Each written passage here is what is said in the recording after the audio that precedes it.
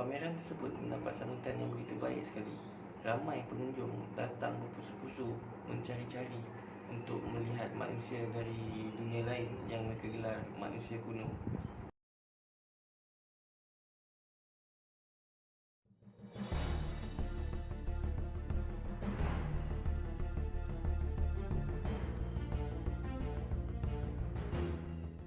Hai, Assalamualaikum dan selamat sejahtera. Selamat datang ke channel kami, Inkes World. Dan macam biasa, kalau korang berminat dengan konten-konten yang misteri, mistik, seram, jenayah dan sebagainya, korang bolehlah subscribe ke channel kami. Dan jangan lupa untuk tekan butang notification sekali supaya korang takkan ketinggalan video-video terbaru daripada kami. Okey, untuk konten kali ini, aku akan berkongsi tentang kisah hidup seorang lelaki daripada Kongo bernama Ota Benga. Dan daripada kisah dia ni, korang boleh nilaikan sendiri macam mana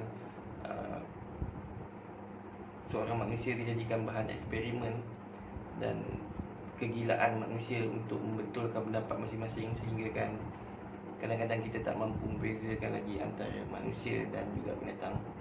So, tanpa membuang masa lagi, jom kita ke kisah yang seterusnya. Negara Kongo yang kita kenali hari ini dahulunya adalah sebuah hutan yang sangat tebal.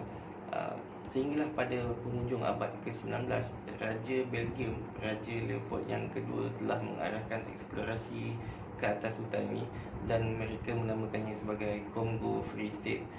Sebenarnya tujuan Raja Leopold yang kedua mengeksplorasi hutan ini adalah disebabkan dua benda, iaitu satu, dia nak memetakan kawasan hutan ini, dan yang kedua, dia nak mengambil sumber hutan yang kaya pada dekat hutan tu, iaitu getah. Tindakan Raja Leopold menamakan hutan ini sebagai Congo Free State sebenarnya amat memberi impak yang besar kepada penduduk peribumi dekat situ, sebabnya ramai di kalangan penduduk peribumi di situ dipaksa menjadi buruh kasar, dan bagi sesiapa yang enggan, dia akan diseksa, dan lebih teruk lagi, dia akan dihukum bunuh. Dianggarkan lebih kurang 10 juta orang telah meninggal dunia semasa pemerintahan Raja Leopold. Dan ketika masyarakat semua suku-suku etnik di Kongo ni hidup dalam ketakutan, inilah lahirnya Ota Benga pada tahun 1883. Ota Benga dilahirkan dalam suku Mbuti, dan dianggarkan keluarga ni, suku ni dia orang punya keluarga seramai 20 orang, dan hidup dia orang sebenarnya berpindah randah mengikut musim. So dia orang tak ada kediaman tetap lah, dia orang akan berpindah mengikut musim-musim yang ada dalam setahun tu untuk mendapatkan hasil makanan, sumber dan sebagainya. Bagi membolehkan seseorang lelaki itu mengetuai keluarga dia sendiri, suku Mbuti ni dia orang mengamalkan perkahwinan di usia muda. So hasil perkahwinan Ota Benga di usia yang muda, dia dianugerahkan 2 orang cahaya mata. Selain daripada kerajaan Belgium, kerajaan Arab juga mahu jadikan Kongo ni sebagai milik diorang. So satu hari pencerobohan daripada askar-askar Arab ni daripada Zanzibar telah memaksa pasukan askar Belgium menyusup masuk lebih dalam lagi, dan diorang melalui kawasan kediaman Ota ni. So secara tak sengaja, pasukan-pasukan askar daripada Belgium ni yang dikenali sebagai Force Publique telah melalui kawasan kediaman Ota dan bertindak membunuh kesemua ahli keluarga Ota. Ota bernasib baik pada ketika itu sebab dia keluar pergi memburu, tapi malang jugalah untuk dia, sebab Ota adalah satu-satunya suku Mbuti yang masih ada, sebab yang lainnya semua habis dibunuh oleh pasukan Force Publique ni. So mengikut tradisi suku-suku etnik dekat situ, seseorang ni dia orang takkan boleh tinggal dengan orang lain, dengan keluarga lain, kalau keluarga lain tu tak nak ambil dia jadi keluarga angkat, tak nak adopt dia lah. So Ota ni yang mana keluarga dia semua dah habis dibunuh, so dia just merayau-rayau dalam hutan tu seorang diri, cari hasil sumber hutan untuk meneruskan kelangsungan hidup dia. Satu hari ketika Ota ni merayau-rayau dalam hutan, dia terserempak dengan sekumpulan pedagang manusia yang tengah beraya dekat hutan yang sama. So bila dia orang ni terserempak, kumpulan pedagang manusia ni, ialah kerja dia pun dagang manusia. So dia orang tangkap otar, dan bawa otar keluar daripada hutan tu. So otar ni dia dipaksa keluar daripada hutan tempat tinggal dia, dan dia dipaksa menjadi buruh kasar seperti kawan-kawan dia yang lain. Ketika menjadi buruh kasar di sinilah otar sebenarnya bertemu dengan Samuel Burner. Samuel Burner ni seorang ahli perniagaan daripada Amerika Syarikat yang ditugaskan untuk mencari bahan pameran bagi acara St. Louis World Fair. St. Louis World Fair ni sebenarnya dia satu acara pameran yang berkisah tentang evolusi budaya. So bila Samuel ternampak je otar, dia terus rasa yang otar ni adalah bahan yang menarik untuk dipamerkan di acara tersebut. Sebab otar ni sebenarnya dia bersaiz kecil, dia lebih kurang macam manusia kedil lah juga kalau nak dibandingkan dengan orang Amerika Syarikat. Dan ada beberapa keunikan lah dekat kaum-kaum dekat otar ni. Sebab salah satu contohnya macam gigi suku-suku etnik dekat sini kebanyakan dia orang akan asah gigi dia orang jadi runcing tau, jadi tajam-tajam tu. So bila nampak otar, Samuel terus berniat nak ambil dia jadi bahan pameran di acara tersebut. Dan sebenarnya proses nak membeli otar ni tak susah pun, sebab dikabarkan yang otar ditukarkan dengan sekati garam dan beberapa helai pakaian.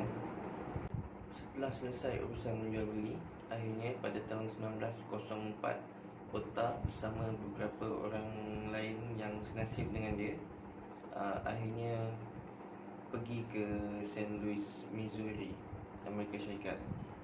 Di sana mereka dah disiapkan tempat, dibina replika macam tempat tinggal dia orang dekat Kongo, dalam satu kurungan lah kan. Dan dia orang dah buat tempat macam tu, dan dia orang dipakaikan dengan pakaian etnik suku kaum masing-masing kat situ. Dan dia orang dibiarkan buat apa saja yang dia orang suka, tapi dalam kurungan tu sajalah. Pameran tersebut mendapat sambutan yang baik. Ramai pengunjung-pengunjung datang berpusu-pusu nak tengok manusia daripada dunia lain yang dia orang gelar manusia kuno.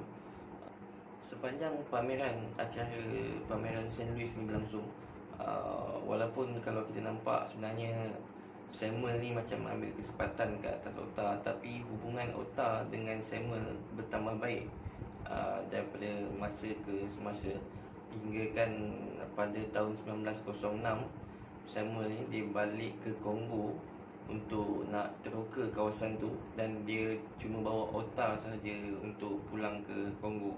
So bermulalah penerokaan otar dengan Samuel ni di kawasan Kongo, dan pada tahun 1906.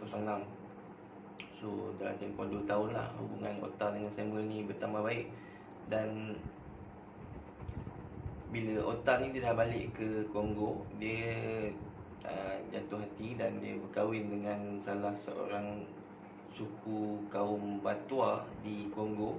Tapi perkahwinan dia tak kekal lama bila isteri dia mati lagi sekali. Isteri dia yang ni pula mati, dipatuk ular. So bila kejadian ni berlaku, so orang suku kaum Batua ni dia orang anggap macam otar ni macam bawa nasib malang lah. So hubungan otar dengan suku kaum Batua ni jadi renggang balik, hingga kan otar ni merajuk dan dia balik ke Amerika Syarikat. Dan bila pulang ke Amerika Syarikat, Samuel ni sebenarnya dia orang yang agak tak bertanggungjawab lah, sebab dia tak terlalu menjaga kebajikan otar ni. So bila otar balik ke Amerika Syarikat, cuma kali ni otar dia dapat warga negara Amerika Syarikat tau bila dia balik kali ni, tapi dia ditempatkan di American Museum National History. Dan dia orang Samuel sebenarnya buatkan satu bilik kaca untuk dia sekali lagi, dan Ota dijadikan bahan pameran untuk kali kedua di situ. So pada hari siang Ota akan duduk kat dalam bilik kaca ni dan buat apa-apa je yang dia suka, jadi bahan pameran untuk museum tu. Dan pada sebelah malamnya Ota akan balik ke bilik dia. Dan dalam tempoh ni sebenarnya Ota mengalami sakit, tekanan sakit jiwa atas semua benda yang dah berlaku dekat dia. Bayangkanlah berada di negara asing, dijadikan bahan pameran. Siapa yang suka kan kalau hidup kita dipamerkan macam tu, jadi macam haiwan kat zoo. Dan dalam tempoh ni sebenarnya dilaporkan Ota ni dia melakukan beberapa benda yang kasar lah. Macam dia buat benda-benda yang tak elok dekat dalam bilik tu, bilik kaca tu. Dan tambahan pula charge yang dikenakan oleh Samuel dekat pihak museum dikatakan terlalu tinggi untuk Ota. Pihak museum akhirnya tidak lagi memerlukan khidmat Ota dan mereka mengeluarkan Ota dari museum tu, dan Ota akhirnya menjadi penyelenggara am di Zoo Bronx. Jalan hidup Ota tak bertambah mudah bila dia bekerja sebagai penyelenggara am di Zoo Bronx ni. Sebab dalam tempoh dia bekerja tu sebagai penyelenggara zoo tu, banyak kali sebenarnya Ota terpaksa lakukan kerja di hadapan orang awam, dan pengunjung yang datang dekat zoo tu dia orang lebih tertarik dengan Ota sebab penampilan Ota yang agak unik dan dia buat kerja tu. Dan tambahan tu pula Ota pula ditempatkan, tempat tidur Ota ni sebenarnya dia orang sediakan tempat tidur Ota ni dekat sama dengan tempat-tempat tidur monyet yang dalam zoo tu. So dia orang tak sediakan bilik atau apa-apa yang sesuai lah untuk Ota.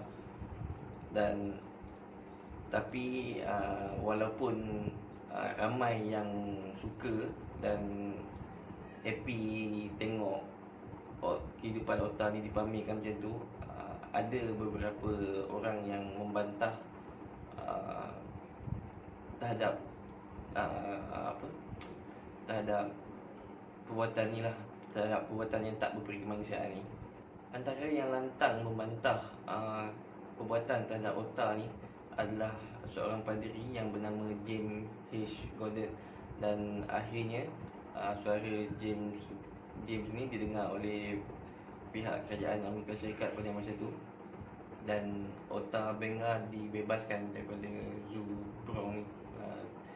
So beralih daripada tempat tidur dia dengan monyet selama ni dekat Zoo Bronx tu, Ota tinggal dengan James, di mana James ni dia ada sebuah rumah anak yatim yang dia jaga.